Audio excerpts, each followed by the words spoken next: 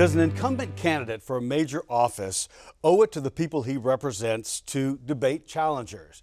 That's a question we're asking tonight, and we're asking it to Council for a Better Louisiana CABL President Barry Irwin. Barry, your thoughts on this?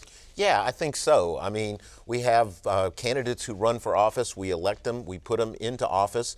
They have a record that they build, and I think it's only fair for them to be able to come back to the public in a big, venue, kind of public venue where people can see them and have engagement with reporters and others about what they have done during the term that they've been in office. Yeah, and a CABL has had debates and hosted debates for years, and we have a recent example of this. Yeah, I mean, we've partnered for more than 25 years, almost 30 years, I think, with LPB on these debates. Now, we had issued an invitation to Senator Kennedy and the other candidates who are running, the major candidates, for a debate on October 20th that we would work with y'all and televise statewide.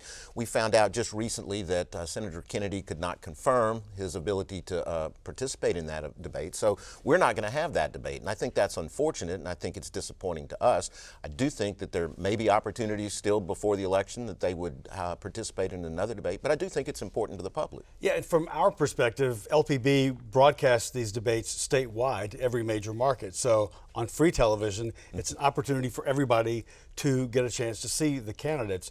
In this case, Senator Kennedy is an overwhelming favorite over the next two challengers, Luke Mixon and Gary Chambers, who are both Democrats, and that seemingly would play a role into the fact that he may not feel like he needs to debate because he's such a huge favorite. And it may very well, and I think, that's part of a calculation that people make politically and whatever. But I do think there is somewhat of a responsibility that our elected officials have to come stand before voters in a way that's a little bit more unfiltered, like a debate is. It's live, it's interaction with people and candidates and reporters and whatever.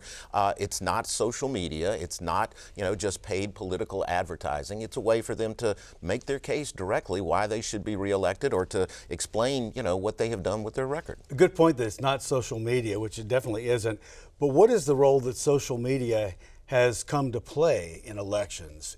And it's not always a truthful role. Well, I think it's kind of usurped some of the more personal interaction that you used to have with candidates. If you go back to the way things were, people had to campaign, they would go out, there would be rallies, there would be little town hall meetings. Even before social media emerged in its big way, you saw the, kind of erosion of that in terms of a lot of these town halls were done by telephone, and they weren't even in front of real voters. Right. But now with social media, I mean, it's really the candidate totally controls the message. They put things out. It's hard to challenge people on social media. It's hard to get follow-up answers. And so it's really just kind of a one-sided voice that goes out there when I think the public deserves to have a little interaction. Does that ask the question or move to the point that maybe we're seeing a trend of fewer debates happening because of the outlets that are available to go to now? Well, I think that's what we're seeing around the country. I was just doing some research on it myself, and part of the thing that's come up is during these midterm elections, you're seeing fewer and fewer debates, not just in Senate races and congressional races, but even in gubernatorial races,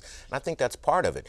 Some of it, I think, has to do with people not wanting to put attention on a candidate or an opponent that maybe has views that are outside the mainstream or trying to do things like that. But I will say what we're seeing nationally is a tendency to move in the opposite direction, and I think that's unfortunate. Now, a candidate like Senator Kennedy might say, well, I've been doing this for 6 years now.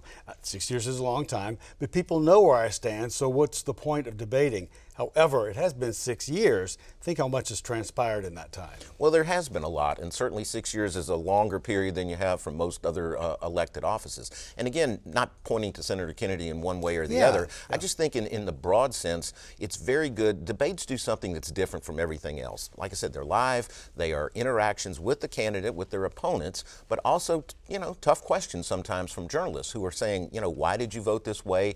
Can you kind of defend your position on this? Thank you for doing that, whatever it might be. And, I think those live interactions, you see a little bit more of the real person than you do in kind of the staged, certainly the paid media and also the social media where you don't really get much of anything. Yeah, well, we hope that there can be in some form a debate. This is the really major race that Louisiana is looking at for the midterms, but we just don't know the answer to that yet. Not yet, but there is still time, and I do think hopefully part of the message of all of this is that still, no matter where we are with social media and all those types of things, that our candidates feel like they do have a responsibility to voters to kind of stand before them and kind of explain their record and make the case for why they should be reelected. All right, sounds good to me. Barry Irwin, thanks so much for joining us. Oh, glad to be here.